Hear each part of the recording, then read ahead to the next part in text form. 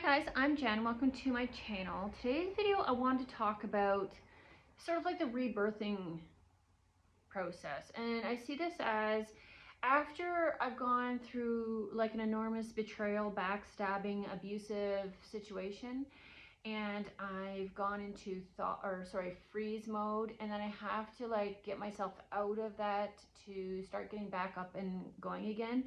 What I've had to do is sort of work my way from sort of like the 0 to 5 years range. And what that looks like for me is slowly getting back up and doing things and learning how to do things and stay consistent with things that I should have learned from the years of, oh, maybe not 0 to 5, but maybe let's say 5 to 10.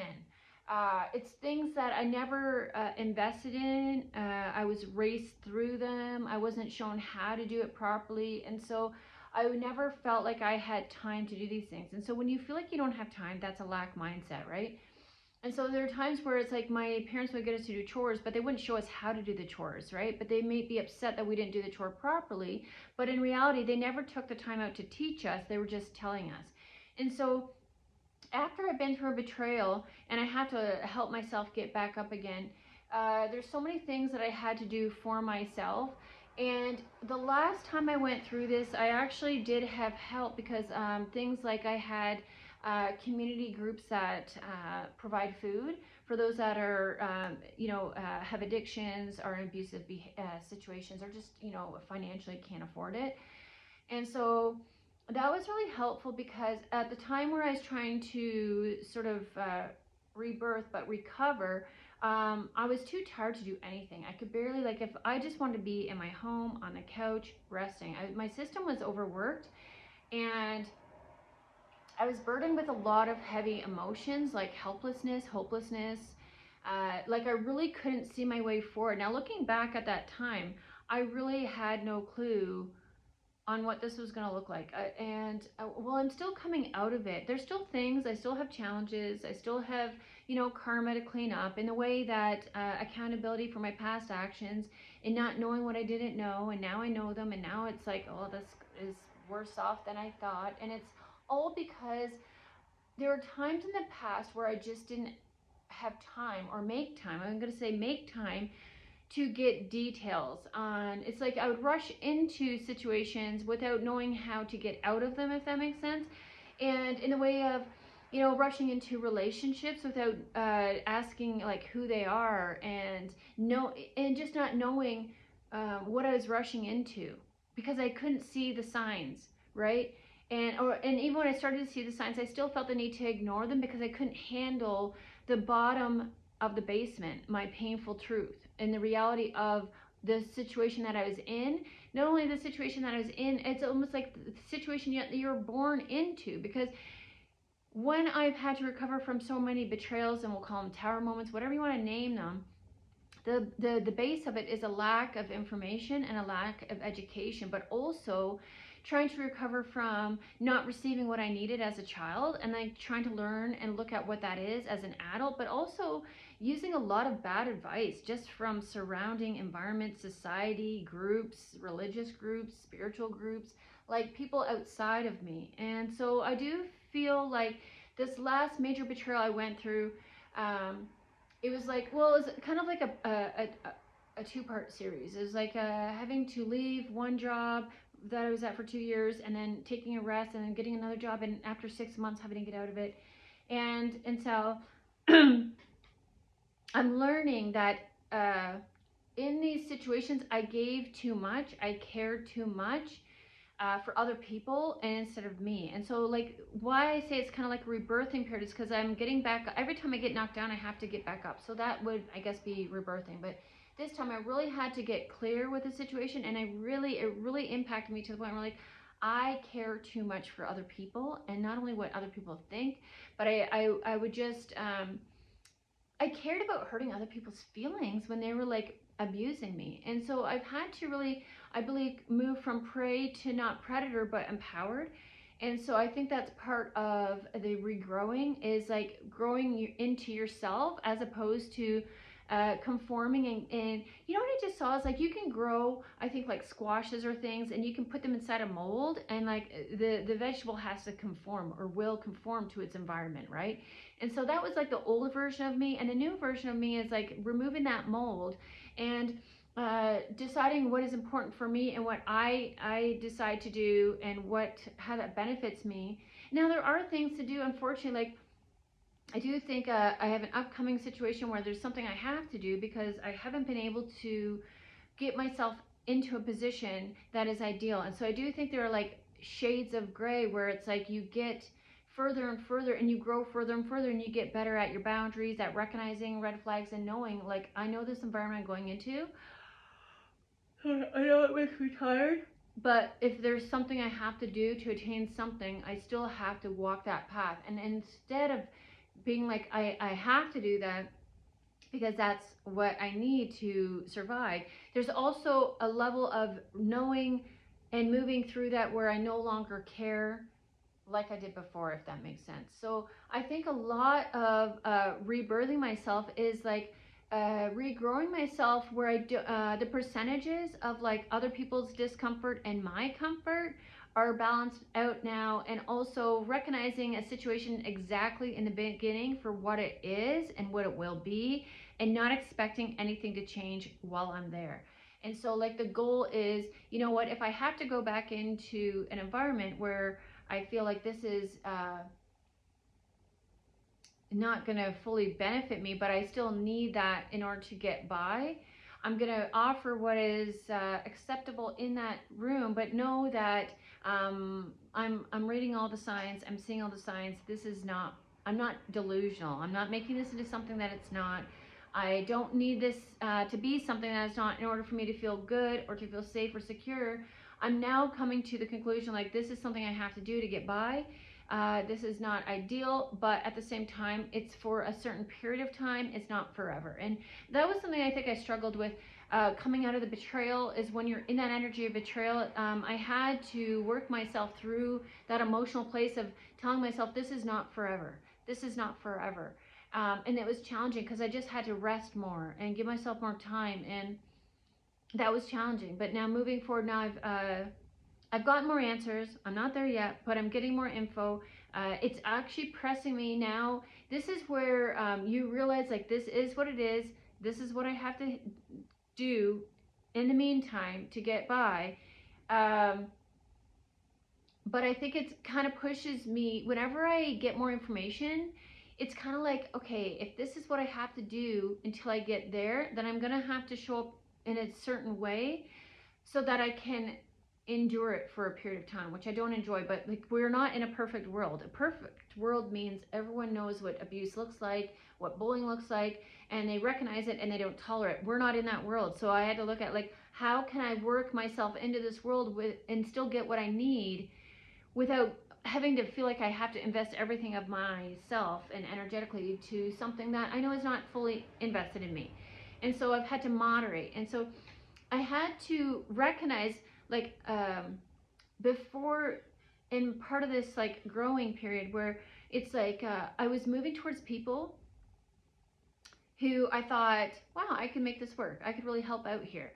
And so now when I'm looking for jobs and interviewing, I'm realizing that these jobs may acknowledge that they may think they're in a different position than they are, but me looking in on it, I can see the mess. And so instead of thinking I'm the one who has to clean that up and fix it, I know that I'm just there for a season and not a reason anymore. The reason is no longer like, you know what, you got to understand, if someone's been doing something for so long, you coming in there with such quick clarity when they've been having such slow process to understand it, to me, that what often happens is like a triggering moment in the way that they get defensive and then I get targeted. And so recognizing that it's not to minimize who I am. Before, I used to feel like I have to play small to be in certain environments. Now I'm just realizing I'm not offering up my full version to them, and I'm spilling that out in other arenas that are for me, so that I still get to feel like I'm myself and I'm giving back and I'm investing in something that is for me. But in the meantime, like in that environment that I have to be in, what is happening is I'm still giving them what they require of me to be in that as an employee, as a worker. but not overdoing it, not overextending, and not over caring, and not feeling like I have to go in there to make friends, to make long-term, I'm just there to do a job. I'm there to get in and get out, and that's what it is. And I think before, the problem I was having is I just thought, I was raised that I had to be friends with everybody, and there's still a part of me that has to be aware of, where I'm still trying to either impress other people or do things for other people. And I think in this whole process of healing and recovering from abuse, there's like you're still, like, you're always working and revising. And so if you ever get to a point where I'm like, I got, this is me, this is where I am, I did it, I can recognize the predators in the room, cool.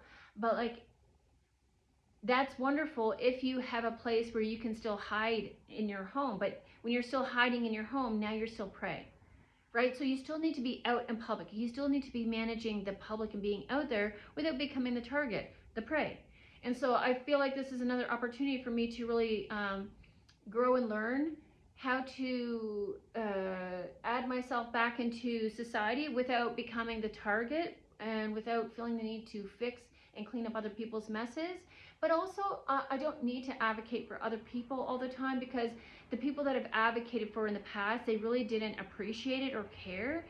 And so I see that more of like an enabling factor, where if you want to do that job and it's unsafe, you're going to have to learn and figure that out.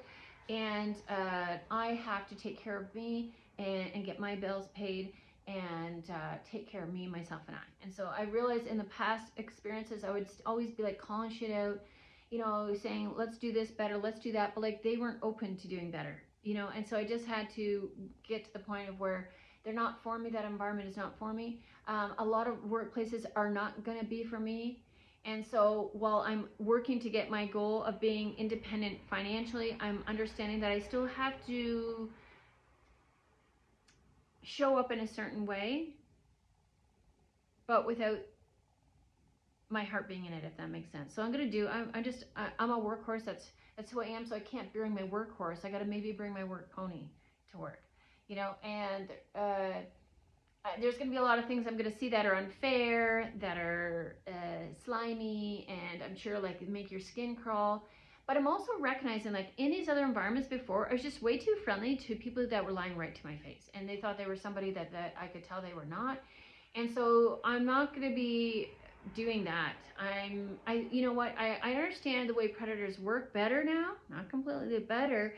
And a lot of people were attracted to me because I was listening, and I was understanding, and I was kind and compassionate, and I would just listen to their stories without calling out their bullshit. And that's what they like. They like that.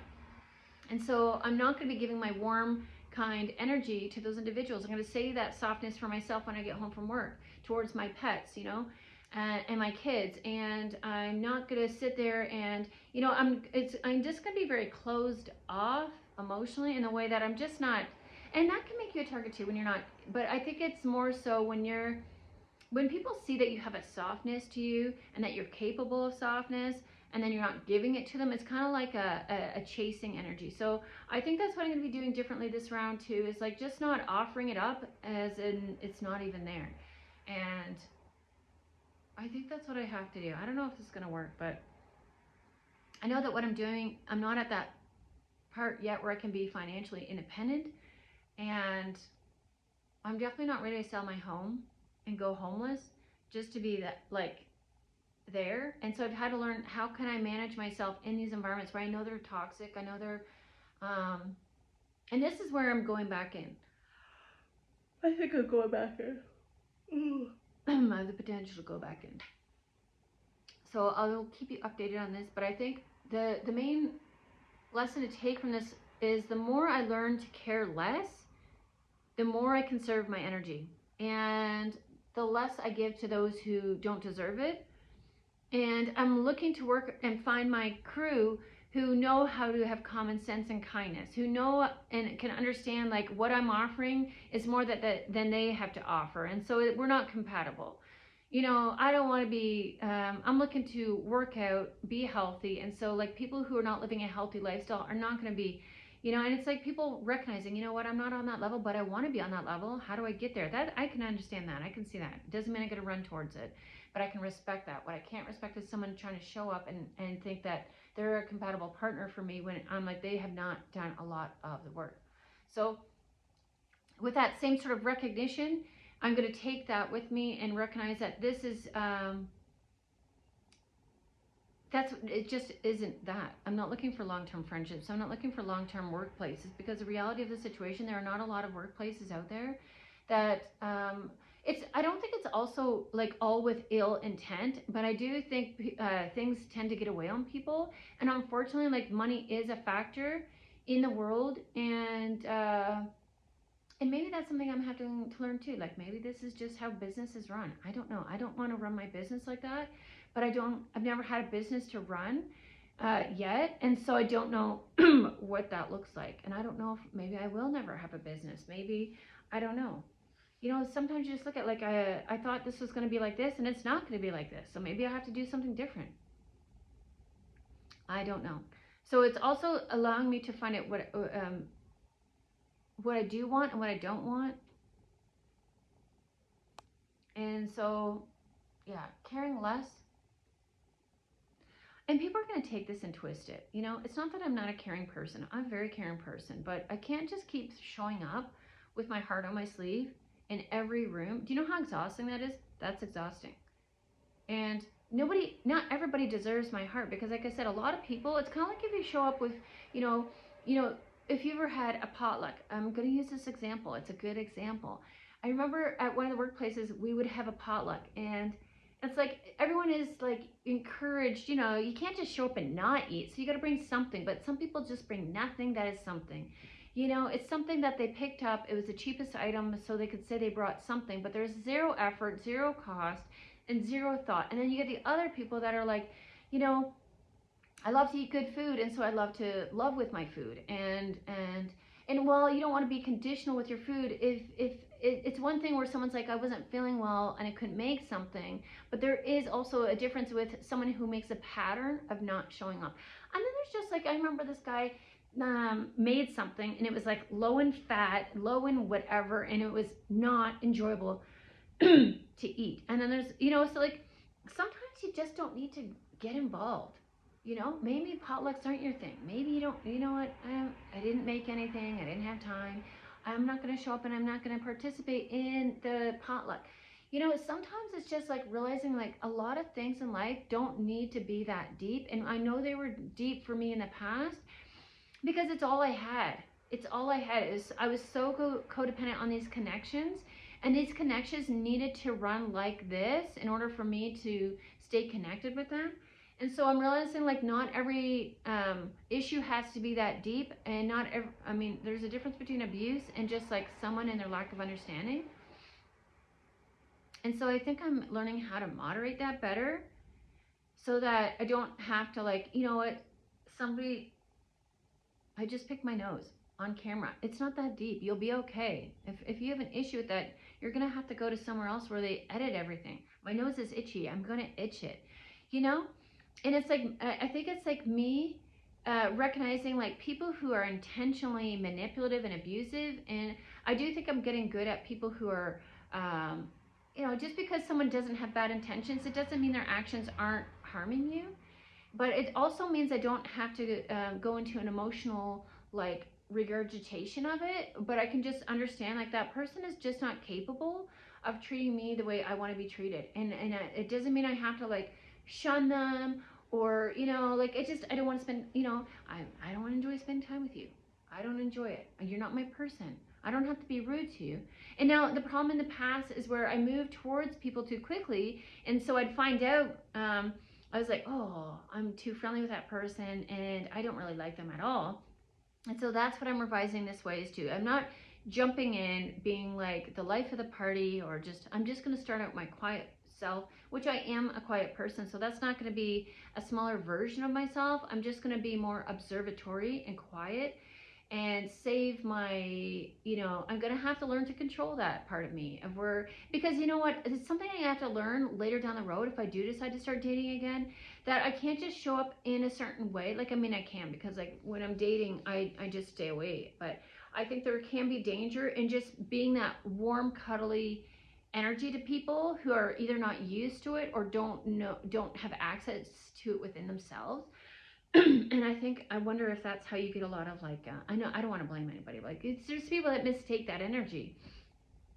And when you're just throwing it out everywhere, it's like because you maybe you have money that you can throw things around, and people think, oh, she doesn't mind if I take from her. Well, no, I had a little bit of extra, so I didn't mind sharing with you, but I also, would like some sharing back. And so I think sometimes it's better to hold off on certain things to get an idea better of who that person is. And I think I'm gonna learn to withhold that part of me, but also extend the part of me where I'm just not going to listen to a bunch of bullshit and act like it's chocolate pudding. I'm going to start asking those questions. If I have a coworker who's like trying to bullshit me right there and then, I'm going to be like, that doesn't make sense. That doesn't, and not in a way to be too conflicting, but just not to be too comfortable where they can just lie to my face and I'm going to eat it up. Because before I didn't think it was a big deal. I don't see these people at work. If you want to lie to me and we're shooting the shit, fine. But at the same time, what happened was, I think because I was just too kind and too nice and too, I don't want to hurt people's feelings. I think that's what drew those predators to me, because they pictured me being an easy mark. And so I had to make myself less of an easy mark. And with doing that, it means less friendly and less of a, I need to help everybody and I need to be so understanding. Like, people need to help themselves. So I don't need to be rude, but I don't need to be overly warm. And that's where I'm going with that. And whether I get this job or not, that's where I'm at. It's not my job to just like tell you what you're doing. It's not my responsibility to hang around while you figure your shit out. I've already had my dumping time and time and time and time and time and time and time again. So I'm not in the mind space to be coddling anybody, especially any adults at this time. I hold that kindness for vulnerable individuals like my kids. My kids are doing their thing too, right? But that's what I'm resolving it for. My pets, I'm not in a position to foster animals right now, but if that's something I look into doing, something like that, adults, like, we all make mistakes, but some of us are very aware of our patterns and some of us are not. And so that's how I'm moving forward. So I think that's going to be helpful. Caring less and taking care of me. So like, I'm focusing more on me instead of like, offloading all my energy in a workplace. Like, I need to save some time for me when I get home too. And I don't need to be showing up at workplaces and trying to convince them that I'm something to invest in. That's what the interview is for. That's why they called me in. They already decided, like, well, you have something that I think will work for us. I'm going to be consistent. I'm going to show up, but I'm not feeling the need to show up anymore and not even show off, but in hopes to get a position higher. I'm going to revise that. I don't need to, I think that was a lack mindset of mine, like a fear of like getting fired for not, overdoing it. And I think that I get that from my upbringing as well, of not feeling good enough and having to do too much. And I've also done that in my relationships, especially with men, where I feel like I have to prove that I'm worth partnering with. And I'm just like, yeah. So that's something I'm revising. I think it's going to work well. I hope so. So hopefully that was helpful. I'm going to do something else here after I think about karma and how I understand my karma, if that's going to help you guys understand your karma, and just kind of my dissociation around like spirituality and religion. So if you're interested in that, subscribe, like, or just go find the video. It'll be the one after this one. Thanks for watching. Thanks for your support. There are ways to give back financially if you're comfortable and capable. There all are ways. I've add the comments back in there. And there's a like button. Like is very helpful. Commenting that you find this helpful gets me in the algorithm.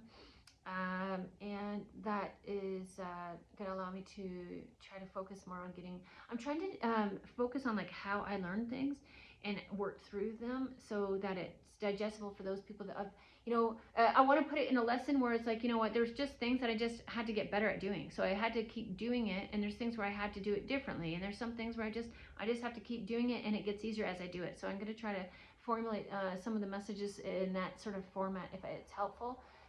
But the more I hear back from you guys on what you find you don't like and you do like, I know we're all going to have different experiences and preferences, but it does help me when I get feedback on what you prefer. If you prefer shorter messages, some people like to listen to like an hour of me talking while they maybe walk or just whatever. So it would be helpful to hear what you like and what you don't like, and what you find is more helpful for you. But yeah, I'll see you next one, and take care.